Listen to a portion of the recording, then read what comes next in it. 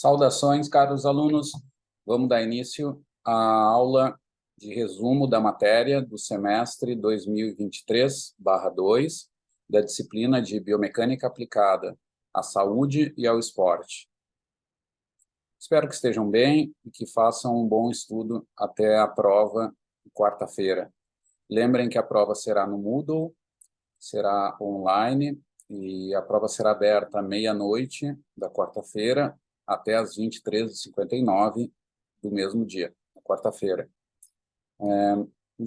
Serão questões objetivas, principalmente, e algumas poucas dissertativas, onde farei questões sobre conteúdos os principais da disciplina. Terão também algumas questões um pouco mais difíceis, um percentual de 10% a 20%, e, além disso, terão também questões relativas às apresentações dos trabalhos. Lembrem de estudar também esses conteúdos dos trabalhos, e lembrem que a aula de hoje ela tratará só dos pontos principais, eu não vou abarcar todo o conteúdo, obviamente que será avaliado na quarta-feira, e também não vou me ater aos conteúdos apresentados por vocês nos seminários, mas lembrem que serão questões de prova. Bom, vamos dar início, então, ao assunto. Eu vou fazer uma sequência aqui com as apresentações, com os temas ligados aos slides das aulas. Então, começando aqui pela aula 1. Na aula 1, nós tratamos de conceitos iniciais sobre biomecânica. Vou colocar em modo de apresentação. Onde aqui aparece o conceito, né, do que é a biomecânica, né? Então, é o estudo da estrutura, da função dos sistemas biológicos do ponto de vista da mecânica clássica. O termo biomecânica ele é dividido, então, em dois aspectos, né? Pela estrutura da palavra, né? Bio, vida, corpo vivo, então, análise dos corpos vivos, e mecânica é a ciência do movimento, através das leis da mecânica clássica. Obviamente, nós, aqui na disciplina, aplicamos especialmente o movimento humano, né, a análise da biomecânica no movimento humano, e com aplicações específicas do ponto de vista do desempenho, ou ao esporte, e também aplicados à saúde. Aqui eu tenho, então, no próximo conteúdo, são as aplicações da biomecânica, né? Então, tem aqui um aspecto que vai aparecer depois também na análise dos esportes, que é o movimento eficiente. Então, uma análise importante da biomecânica é isso, que significa o quê? Realizar um movimento com o mínimo de energia metabólica para produzir o máximo de trabalho mecânico, né?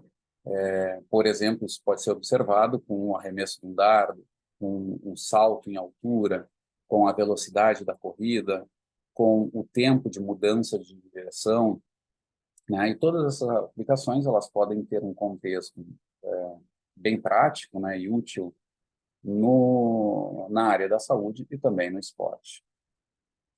Bom, o segundo aspecto é ligado à melhoria do desempenho na biomecânica esportiva. Há uma tradição muito forte nisso, seria uma subaplicação, inclusive, do primeiro aspecto, né, onde é avaliado o desfecho primário, digamos assim, avaliado o desempenho esportivo, né? Então, se procura analisar através da biomecânica os aspectos que levam a esse maior desempenho esportivo. Por exemplo, com correção técnica, com mudança de padrões de movimento, com análises do padrão de ativação muscular e também pela análise de forças produzidas pelo movimento ou geradas pelo movimento.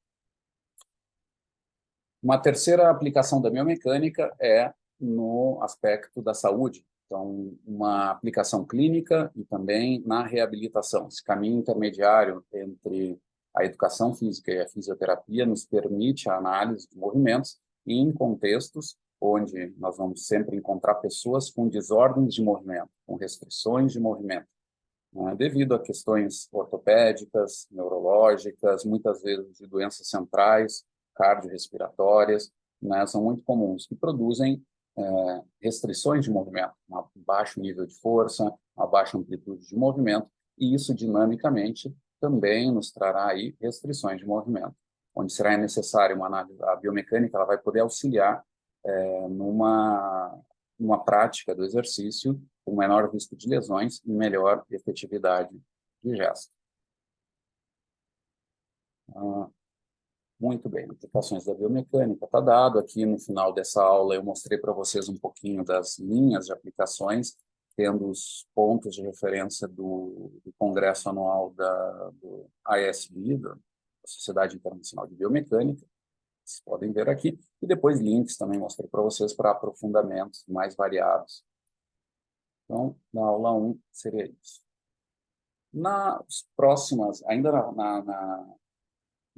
na fase inicial da disciplina, nós tratamos com conceitos iniciais, né? Então, conceitos cinemáticos, cinéticos e também neuromusculares. Vou trabalhar um pouquinho aqui, nós vamos rever aqui alguns pontos principais, onde depois, ao longo do semestre, nós mostramos em maiores detalhes, né? Mostrei um pouquinho para você sobre notação científica, sobre o uso de arredondamentos percentuais na expressão de um valor, a importância de que, quando eu tenho uma informação numérica, ela carrega 3 informações, no mínimo, que é o valor numérico dela, é a unidade dela e o erro de medida, né, ou o grau de incerteza dessa medida. Falamos um pouquinho sobre unidades adimensionais, né? Então, quando eu relativizo uma variável para fins de comparação intersujeito ou intergrupo, é extremamente necessário, muitas vezes. A notação das unidades compostas, então, unidades que provêm de uma análise básica de variáveis de tempo, de espaço e de massa, né? 3 características principais na maioria das nossas análises biomecânicas, né? E a importância de um referencial inercial nessas análises. O referencial inercial nos possibilita analisar as variáveis biomecânicas tendo sempre um ponto de comparação, ou de referência, né? E dali surgem, por exemplo, as análises em delta, né? Os diferenciais. Então, quando eu analiso, por exemplo, um deslocamento, ele advém de uma subtração, uma posição final por inicial, né? E ali eu substituo essa diferença, essa subtração, por um delta, né? Então, ali eu tenho o deslocamento. O deslocamento vem a ser o delta posição, em outras palavras, né? Isso nós vamos usar depois para a velocidade, por exemplo. A velocidade vai ser também um delta posição dividido por um delta tempo, né? E daí também podemos derivar a aceleração, tá? Vai ser também no mesmo contexto, uma diferença de velocidade, delta velocidade, dividido por um delta tempo, né?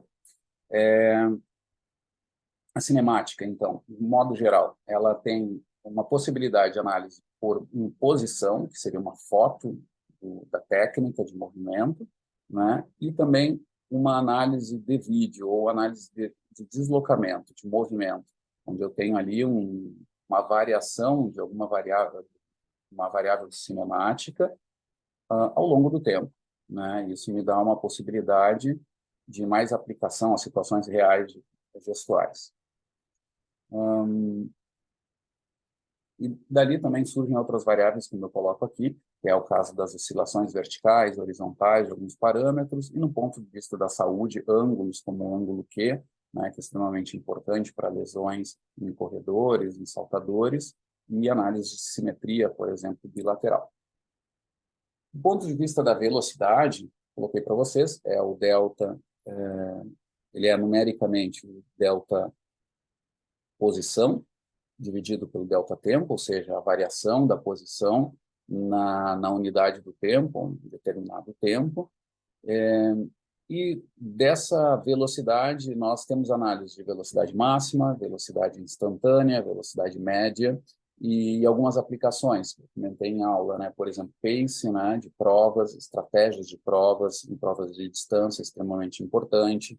A velocidade de caminhada, que é um dado de primário, né, de extrema importância no contexto da saúde, porque trata da mobilidade funcional, da autonomia, né, de sujeitos com restrições de movimento, como é o caso do TC10, teste de caminhada de 10 metros, ou o TC6, que é o teste de caminhada de 6 minutos, que, além de me dar essa velocidade, uma informação de mobilidade funcional, nesta última, né, no TC6, eu tenho, por exemplo, um indicador de aptidão cardiorrespiratória, né, extremamente usado, com alto grau de validade externa, né, boas validações em vários grupos, né, de análise em termos, em um contexto da saúde.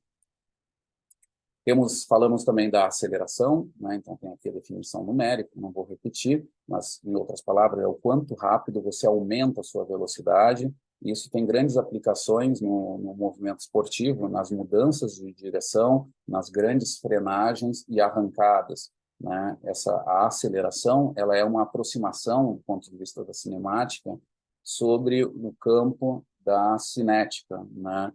Temos que lembrar que a força é o produto da aceleração pela massa.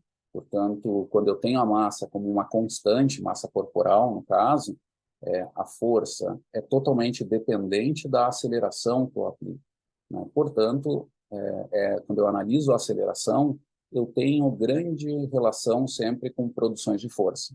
Um exemplo disso são as boas correlações que se tem nas fases iniciais de sprint, né, onde há uma grande aceleração, né, ligado a uma produção de força muito alta, né, boa correlação com força muscular de membros inferiores, em teste de força máxima, né, por causa dessa relação.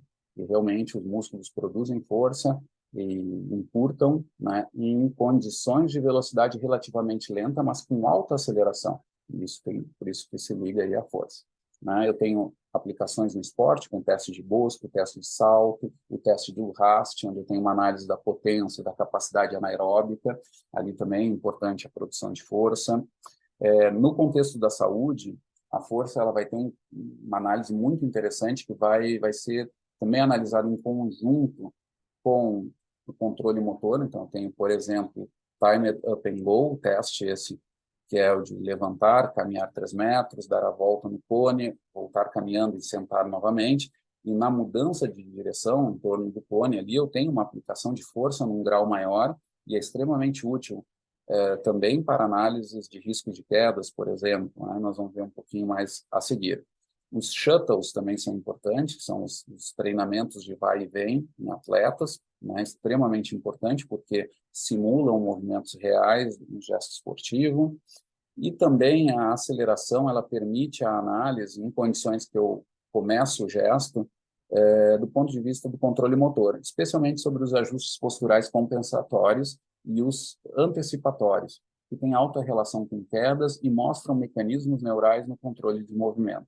Então, essas análises da aceleração nessas condições são extremamente importantes, inclusive para a questão do envelhecimento e para doenças neurodegenerativas. Aqui eu fiz um exercício que eu não vou repetir novamente, mas é interessante que vocês façam uma revisão sobre o uso do conceito em várias situações que eu expus aqui na aula, trazendo um pouquinho de uma espécie de uma prática, né, dessas análises. E o último conteúdo da cinemática que eu queria recordar com vocês é da cinemática angular. Então, eu tenho sempre as variáveis que são análogas do ponto de vista linear e angular, né? Então, vou ter posição, deslocamento, velocidade e aceleração angular. E vão ser extremamente importantes, porque nós sabemos que a produção de força contra o ambiente, ela se dá através de torques musculares. E esses torques são produzidos através de movimentos de segmentos que fazem, essencialmente, de modo muito importante, movimentos angulares, né? Então, a análise do movimento, quando eu analiso que o meu cotovelo, nesse exemplo aqui, está muito estendido ou pouco estendido, né? Ou fletido, né? Todos são análises que vão ser extremamente importantes, porque elas vão me dar detalhes já do controle, uma aproximação à ação de determinados músculos na análise biomecânica. Eu tenho exemplo do gesto do toque do vôlei, né, onde eu vejo claramente uma análise cinemática de joelho importante, com um erro técnico ou não. Aqui eu tenho também análises cinemáticas angulares tridimensionais, onde a análise é mais complicada, né? No primeiro exemplo, aqui eu tinha uma análise bidimensional, né? Dali onde surgem ângulos, do ponto de vista bidimensional, mas eu tenho também possibilidades de análise tridimensional, como nesse ataque de vôlei, onde eu analiso além da extensão e flexão de cotovelo, ombro, eu analiso também rotações no plano transverso da cintura escapular, da cintura pélvica, a dissociação de cinturas e também a transmissão de energia do ponto de vista rotacional. Tá? E uma primeira análise de cinemática angular vai me dar condições de eu verificar se meu aluno é, por exemplo, ele faz o gesto mais em bloco, né, ou com maior variação angular entre as estruturas. Muito bem, aqui eu tenho um resumo feito da cinemática. Do ponto de vista da cinética, nessa aula nós tínhamos cinética, eletromiografia e energia, né, cinética é, em outras palavras, a análise das forças, forças internas e externas. Lembrando que força não é apenas massa vezes aceleração, ela não é a igualdade disso, mas é, na verdade, o somatório das forças é igual a massa vezes a aceleração. E ali eu tenho situações de equilíbrio importante, considerando esse aspecto. Então, essa análise de forças permitem o quê? Primeiro, provocar movimento em uma bola ou corpo parado. Então, é uma situação em que saio da inércia. A análise da força vai ser extremamente importante para essas situações. Além disso, também vai ser importante, né, quando eu penso na causação, né, de mudança de direção. Né? Eu vejo quais são os fatores influenciadores que mudam a direção de um corpo em movimento, né, seja da bola, seja de um corpo, né, o corpo humano, né, e situações também lineares, não só de mudança de direção, mas quando eu desacelero ou acelero. Né, e isso é extremamente importante, essas forças, que ali eu vou começar a denominar elas de forças de frenagem, né, desaceleração, e forças de propulsão. E tudo isso vai ter um contexto, que nós vimos nas aulas anteriores, que em situações de frenagem, né, em que eu desacelero, eu tenho ali uma força negativa, né? Eu vou dar essa indicação subjetiva, né, que é importante. Ser negativa, isso vai me trazer um contexto também energético importante. E durante essas forças negativas ou de frenagem, eu vou ter também uma ação excêntrica muscular sendo realizada. E isso me dá uma situação de eficiência que é muito alta em relação ao outro tipo de variação de força, que é quando eu produzo uma força positiva, né? E vai ser ligada à propulsão ou aceleração. Quando eu acelero o meu corpo no espaço, nessas situações, eu tenho uma situação de trabalho mecânico positivo, né? Onde eu sei que meus principais músculos propulsores geram ações concêntricas e, portanto, com uma eficiência de em torno de 25%, que é um quarto daquela eficiência do trabalho negativo. Né? Isso tem aplicações, por exemplo, não só para frenagens e acelerações, mas também para situações como subir lomba e descer lomba. Né? Além disso, a análise da cinética permite também a análise de mudanças de forma do corpo e do objeto sob situações de colisão, onde eu tenho ali altos níveis de força. Né? Tenho também um correspondente angular a essa força, né, que é o torque. Né? O torque é o produto do braço de alavanca, né, da distância dessa aplicação de força ao ponto de apoio, né, multiplicado pela força produzida, né, nesse ponto de contato.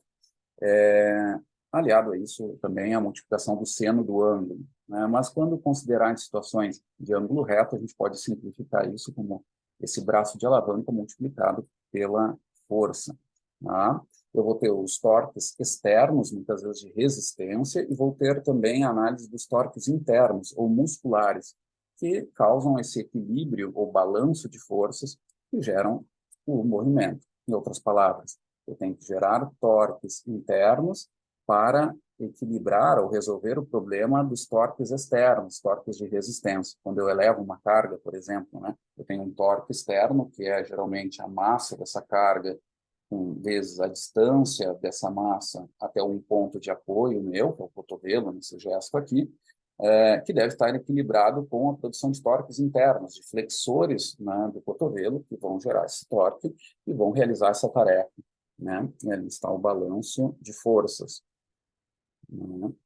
Aqui eu tenho um outro exemplo desses torques, né, no gesto da corrida, onde eu gero torques no plano sagital, através dos músculos propulsores principais, que são os extensores do quadril, os extensores do joelho, os flexores plantares no tornozelo, e também a transmissão de força para manter meu corpo equilibrado através de torques no plano transverso. Eu tenho ali a ação novamente das minhas cinturas, cintura pélvica, cintura torácica, né, onde eu tenho claramente aqui a dissociação de cinturas e também as ações de tórax, de braços, né, para controlar o momento livre vertical, que a gente vai ver logo após, e também manter esse corpo rígido para a transmissão de força contra o ambiente.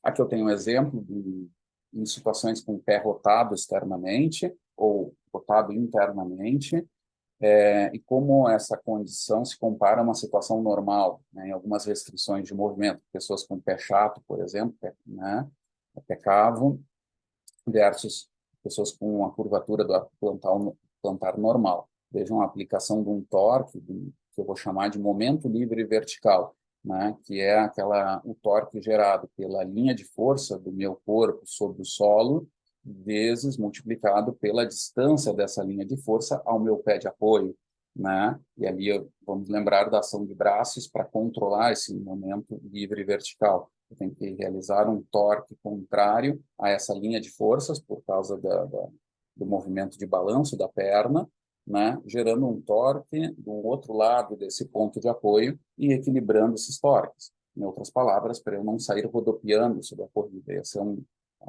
por exemplo, importante porque tem a ver com a função de braços durante a caminhada e a corrida, né? E aqui vejam que só com o pé rotado, como esse momento livre e vertical é muito grande e como eu vou ter que gerar ações também compensatórias para equilibrar esse torque, claramente observado aqui.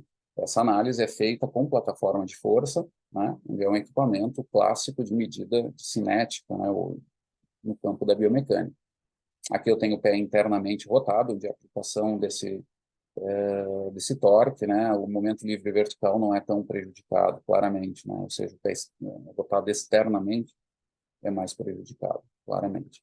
Eu tenho também, do ponto de vista da cinética, do movimento, aqui um resumo de situações onde alguns aspectos técnicos de gesto em alguns esportes têm alta relação com lesões, por causa dessas linhas de força que são geradas durante um movimento que muitas vezes são sobrecarregadas algumas estruturas. No caso do futebol, lesões em isquiotibiais, no tênis, a tendinopatia no cotovelo, lesões no cotovelo, né, muito importante. Na natação, eu tenho as lesões no ombro, especialmente no momento rotador, né, tendinopatias também são comuns. Na corrida, eu tenho problemas técnicos, por exemplo, o tilt pélvico, e a gente vai ver depois outros aspectos, mas onde também é muito comum lesões nos isquios, mas a maior região de lesões na corrida é em joelho, né, a síndrome da patelofemoral, por exemplo. No remo, eu tenho os encurtamentos de isquios, que levam muitas vezes os atletas, inclusive, a fazer cirurgias, né, para aumentar a amplitude desse movimento, devido ao excesso de treinamento em situações nos isquios tibiais encurtados, né. No balé também, né, tem muitas lesões de quadril por causa dos níveis de rotação exagerados, com muita carga mecânica realizadas, né, que vão aí gerar também problemas ligados à técnica desse gesto, dessa prática corporal. Aqui eu tenho a eletromiografia, uma outra técnica que, por um lado, ela é mais inferencial, digamos assim, mecanística, sobre análise de movimento, mas é dos equipamentos de biomecânica onde há mais ruídos. Então, eu tenho que ter mais cuidado no processamento desse sinal, né? Ele é, em outras palavras, o registro somatório de potenciais de ação ou atividade elétrica advindo das unidades motoras recrutadas durante o exercício.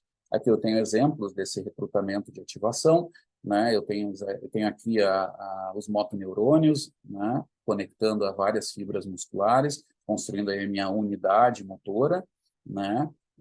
E o sinal dessa unidade motora simples, né, isolada aqui. Hoje nós temos técnicas avançadas na análise da eletromiografia que permitem essa análise, por exemplo, da amplitude do potencial de ação, da unidade motora simples, mas também do conjunto de análise por grupo muscular, que é o mais comum na técnica da eletromiografia de superfície, que é a que usamos muito em laboratórios, inclusive na nossa EasyFeed. Aqui tem uma análise da voltagem do sinal, em percentuais da contração voluntária máxima, ou seja, normalizados por uma força máxima, que permite uma melhor análise, inclusive não só interindividual, mas também intraindividual, ou seja, eu vou analisar num pré e pós do mesmo sujeito. Muitas vezes faço uma contração voluntária máxima a fim de ter um registro do sinal, e aí eu normalizo o restante dos resultados como um percentual dessa contração voluntária máxima, né? Eu também analiso a velocidade de condução dessa fibra muscular. Isso tem a ver com a descarga de ativação neuronal geral, né, desde as raízes ventrais, né, sistema nervoso, até a chegada nas regiões alvo musculares, né? Se analisa muito isso em neurologia, mas também tem a ver com situações de fadiga muscular com aplicações boas no esporte. Aqui eu tenho um exemplo desses sinais simplificados. Eu tenho aqui o sinal, a amplitude do sinal, eu tenho a eletromiografia retificada, eu tenho depois a análise on-off, quando está ligado ou desligado esse músculo, e tenho os processamentos um pouquinho mais avançados, como média móvel, filtros com passa baixo, onde analiso o músculo ativando em diferentes fases, né? No caso aqui, claramente na fase de contato, no meio da marcha, ali, com um determinado músculo, que é o caso do músculo gastrocnêmios, medial e lateral. Ambos os músculos, eles ativam no final do contato, na metade do final do contato, ou seja, numa região mais intermediária do ciclo de passada, com uma função que nós sabemos, que é de ser um grande propulsor à frente, né? Aqui eu tenho outra análise da eletromiografia, com o exemplo do gesto de salto do ataque, né, onde eu tenho referências não só eletromiográficas, mas também cinemáticas de força, por exemplo, ângulos de joelho, ângulos na altura do tornozelo, né, inclinação do tronco em determinadas fases, desde a preparação do ataque até a fase final do apoio, e o voo mesmo, a técnica durante o voo, né, onde eu analiso grupos musculares determinados, né, e consigo verificar diferenças. Por exemplo, nesse estudo aqui, eu tenho, entre homens e mulheres, um nível muito alto, na elite do voleibol mundial, né?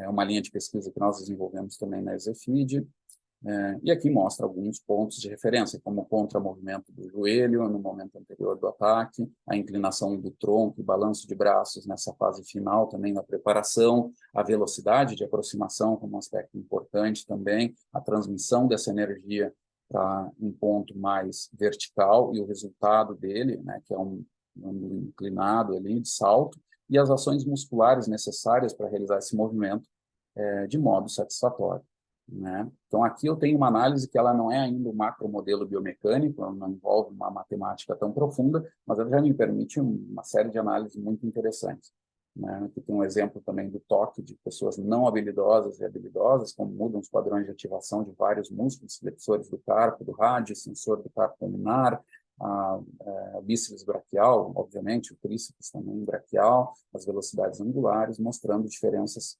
claras no gesto habilidoso e não habilidoso, ou seja, com estratégias também até de ensino, né, para melhor qualidade, melhor desenvolvimento da técnica, né?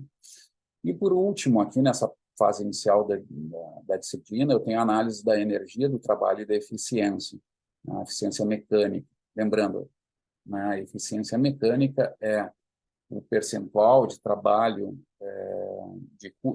do custo metabólico que é transformado em trabalho mecânico, né? Então, quanto mais próximo de 100%, seria uma situação ideal, maior é essa eficiência mecânica, que se traduz naquilo, em gerar menos energia para produzir mais trabalho mecânico. Aqui eu tenho vários exemplos do arremesso de uma bola, né, onde eu tenho a massa, velocidade, tempo, eu calculo a energia cinética desse gesto e também consigo estimar o custo metabólico, tendo em consideração que a eficiência mecânica desse gesto é de 25%. Eu tenho ali um gesto envolvendo 4.700 joules aproximadamente, e eu tenho até os meus correspondentes de energia. Bom, para aquele arremesso, quantas bolachas recheadas eu tenho que me alimentar para produzir aquela energia, porque esse equilíbrio é energético, né? Dando um exemplo que não é nada interessante, lembrando, só deixando o registro, questão de qualidade aí de alimentação. né? E também acusando os gostos do professor, né? Uma bolacha recheada, Bono, com a marca, geram ali uma simples bolacha, já são necessários 2 arremessos ou 50 passos para equilibrar essa ingesta energética. Muito bem, aqui eu tenho o exemplo da elevação de peso, um agachamento, né? Então, uma pessoa com 80 quilogramas, elevando 70 quilogramas e elevando 40 centímetros esse peso, o quanto é em trabalho mecânico, né? O trabalho é força vezes distância, eu tenho 320 newtons nesse exemplo. Aqui eu tenho um exemplo do levantamento terra, então, com 150 quilogramas, elevando 50 centímetros, e também adicionando o tempo para produzir esse trabalho. Então, eu tenho que a potência, ela é também o trabalho na unidade do tempo. Né? São 2 análises que eu posso fazer. Eu posso pensar a potência como esse trabalho muscular num dado tempo, ou também pensar a potência, em várias situações vai ser extremamente importante, pensar a potência como o produto da força pela velocidade. Né? E ali eu vou ter 2 componentes que vão ser extremamente importantes e práticos para manipular treinamentos, né? Que é verificar os aspectos de força e velocidade nessa produção de potência.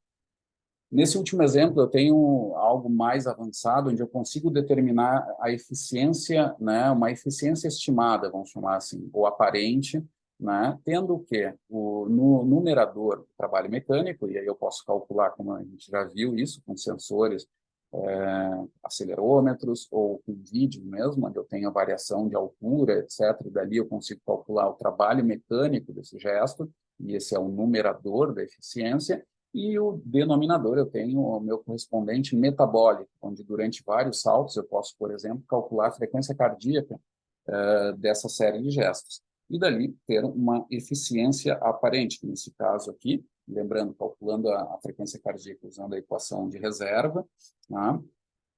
Eu tenho 2,68 de eficiência. E isso pode ser calculado também em situações de pós-treino, onde a eficiência claramente vai melhorar. Muito bem. Num outro ponto da disciplina, nós falamos, que ainda são conceitos iniciais, o modelo fisiomecânico proposto por Cavani. Né? Nesse artigo de revisão, a gente aborda várias aplicações dessa ideia que tem autoria do professor Cavani, onde ele vai mostrar que a eficiência geral do movimento vai depender de 2 tipos de eficiência principais. A eficiência do motor, ou eficiência muscular, imagina, fazendo uma analogia a um automóvel, seria o quanto de energia metabólica, energia química que eu preciso para gerar movimento dos meus pistões, e no caso, meus pistões vão ser os músculos, né? Ali vão ser meus motores biológicos iniciais, vamos pensar assim, e dependendo se esses motores produzem trabalho positivo ou negativo, eu vou ter a minha respectiva eficiência muscular, já viu, de 25% ou de 100%, concêntrico, excentricamente, né, respectivamente. Bom, essa é a eficiência muscular no motor. Quando eu gero esse movimento dos pistões, eu gero movimento, mas não resolvo o problema do deslocamento do meu automóvel, né? O meu corpo precisa andar. Como é que esse trabalho mecânico ele vai ser transmitido para o ambiente? E aí entra a segunda eficiência, a eficiência de transmissão, né? Onde, através de estruturas de ligação ali, eu vou ter aí não uma transformação de energia, mas sim só uma manutenção desse trabalho inicial gerado, né? Claro, não é uma manutenção total, né? Eu tenho sempre perdas nos sistemas biológicos, mas isso é possível de se calcular. E aí entra o papel da biomecânica nessa segunda eficiência, né? O quanto daquele trabalho muscular gerado, em um dado segmento e articulação, ele depois com a transmissão através de torques, né, e transmissões de força nas estruturas corporais, elas vão ser geradas contra o ambiente. Então, no caso da corrida, gerando trabalho mecânico contra o solo, vencendo também um trabalho, uma fricção, né, por exemplo, do vento, né, da resistência do ar. No ciclismo isso é extremamente importante. Na natação eu vou ter que gerar um trabalho contra o ambiente, num ambiente muito denso, né, 800 vezes mais denso do que o ar. Então, eu vou produzir um trabalho muscular que vai ter a função de vencer esse trabalho de resistência, vamos chamar assim, nesse caso é hidrodinâmico, né? Tudo isso está ligado à eficiência de transmissão. Né? Então, eu tenho essas duas eficiências e o produto dessas duas eficiências vão me dar a eficiência geral de movimento. Tá? Se eu tiver isso muito claro na minha análise gestual, isso já me ajuda a entender mundos diferentes que nós colocamos aqui, que muitas vezes vocês são ensinados através de gavetas, né? Você tem lá na fisiologia um ensino da eficiência do motor, com todas as suas repercussões metabólicas ligadas a aspectos neuromusculares, de tipos de síntese de ATP, por exemplo, aeróbicos, anaeróbicos, mas que não se resolvem só nisso, né? Quando eu produzo o trabalho no músculo, no fim dessa análise da eficiência do motor, eu ainda não resolvo o problema. Tem também a eficiência de transmissão para realizar um gesto eficiente de modo geral, né? E aqui eu tenho também, então, a representação disso numericamente, que nos ajuda a entender um pouco como é essa eficiência geral. Esses dois tipos de, vamos chamar de subeficiências, né?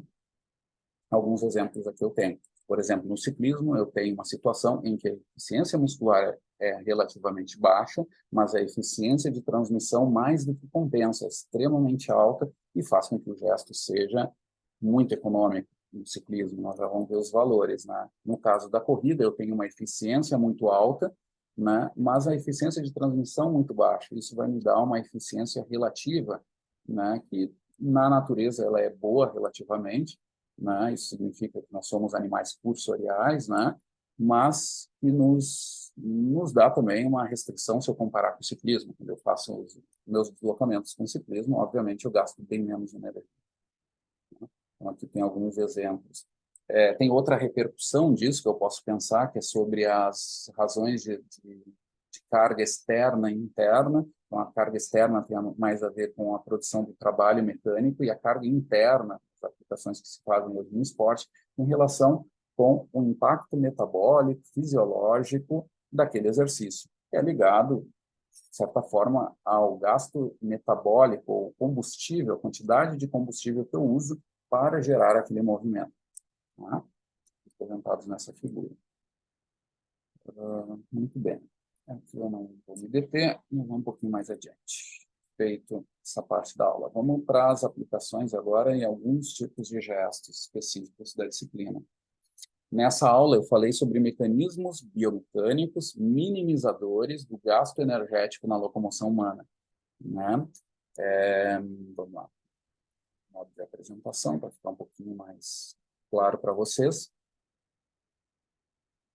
Tenho as leituras de aprofundamento aqui. E, bom, resumidamente, na caminhada eu tenho o pêndulo invertido como um mecanismo fundamental de marcha. Esse mecanismo vai me definir o porquê que eu gasto menos energia na velocidade autoselecionada em pessoas rígidas, lembrando, né? E o porquê que quando eu reduzo a minha velocidade, né, para valores ali que são velocidades baixas, de certa forma, de marcha, por que que eu, além de caminhar de forma devagar, eu gasto mais energia? Esse é um certo paradoxo energético.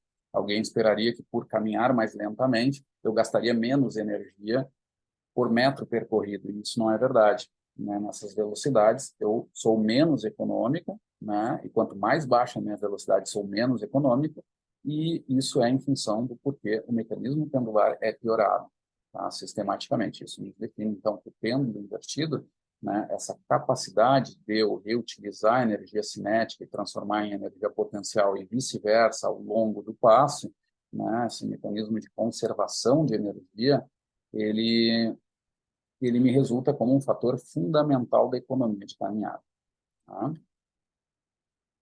Eu tenho aqui já as flutuações de energia, que na caminhada são em oposição de fase, né? Energia declaradamente cinética, no centro de massa, e energia potencial gravitacional, no centro de massa, né? Onde há aqui claramente uma troca de energia, e quando eu calculo a energia total desse sistema, é uma linha muito suavizada, porque ele houve o pêndulo invertido, enquanto que na corrida eu perco esse mecanismo, e eu tenho aqui eu tenho as energias se comportando, a cinética e a gravitacional, potencial gravitacional, em fase, né? Ou seja, quando eu somo essas duas energias, a energia do centro de massa total, ela é muito grande, né? E aqui eu tenho que lembrar que quando eu tenho essas variações de energia, na frenagem, onde a minha energia mecânica se reduz e depois aumenta na segunda metade, eu tenho aqui não é uma perda, um ganho de energia do zero. Na verdade, essa energia se transforma num terceiro tipo de energia, que é energia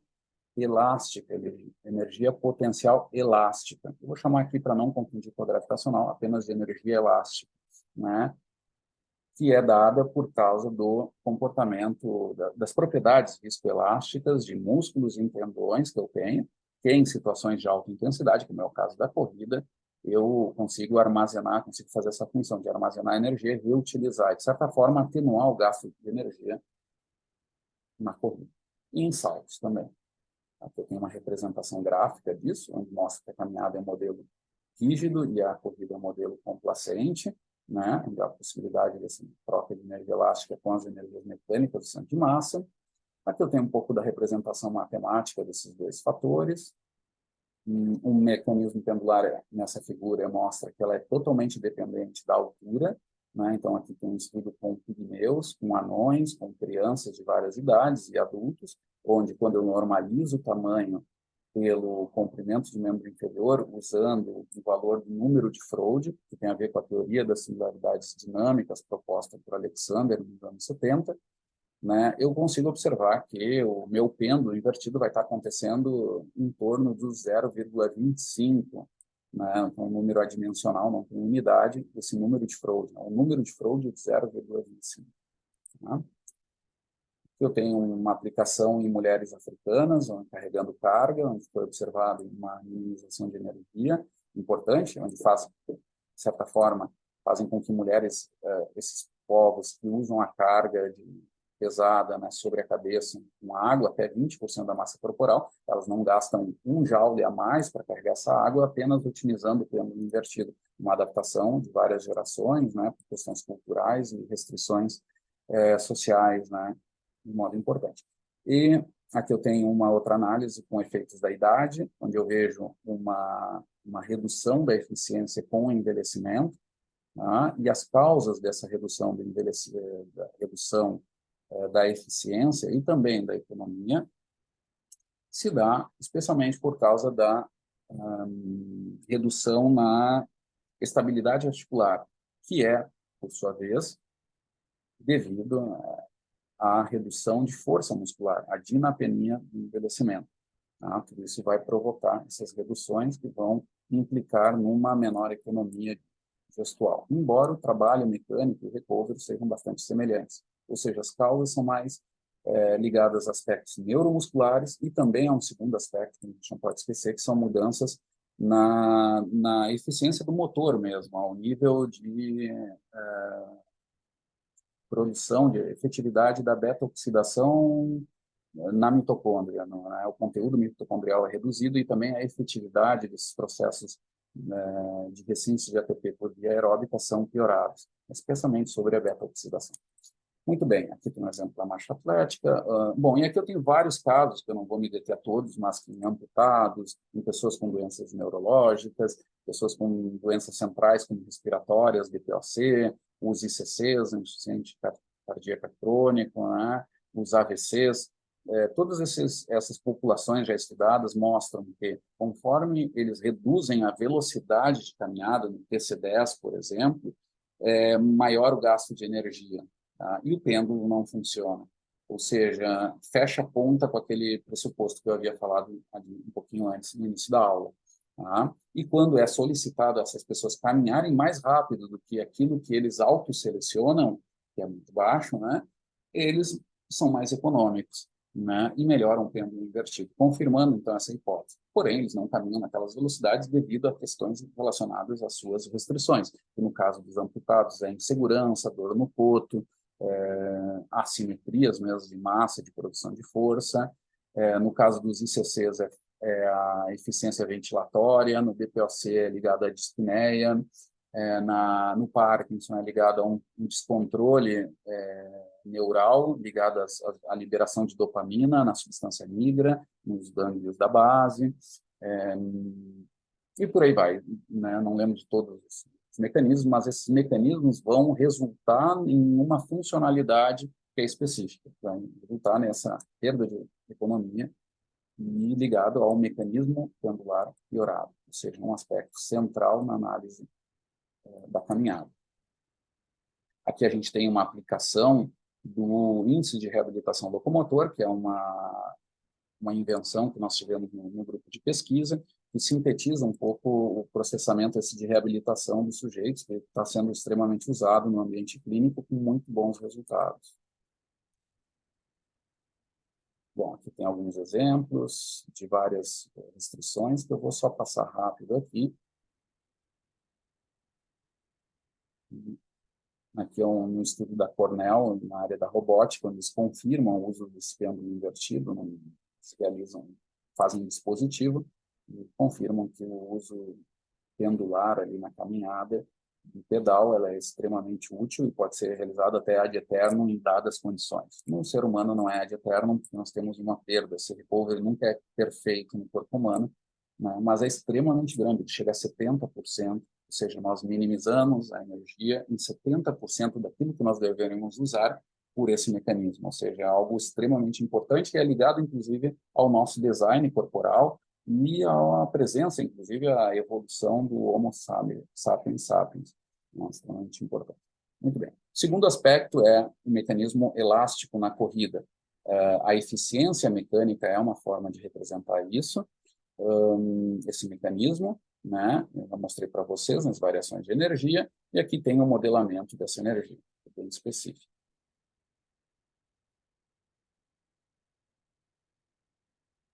Aqui eu tenho a representação desse modelo, né, especialmente sobre o tempo de contato efetivo, o tempo aéreo efetivo, divididos pelo equilíbrio do sistema massa-mola, que seria em torno da força-peso, quando a força de reação de solo se iguala à força-peso, né, e algumas aplicações, como num estudo ligado ao meu doutorado, entre idosos e jovens, a gente vê aqui quando esse modelo massa-mola foge do modelo ideal, o quanto que os idosos são pouco elásticos e como eles pagam a energia, isso, observando as curvas de energia potencial e cinética nos jovens nessa situação.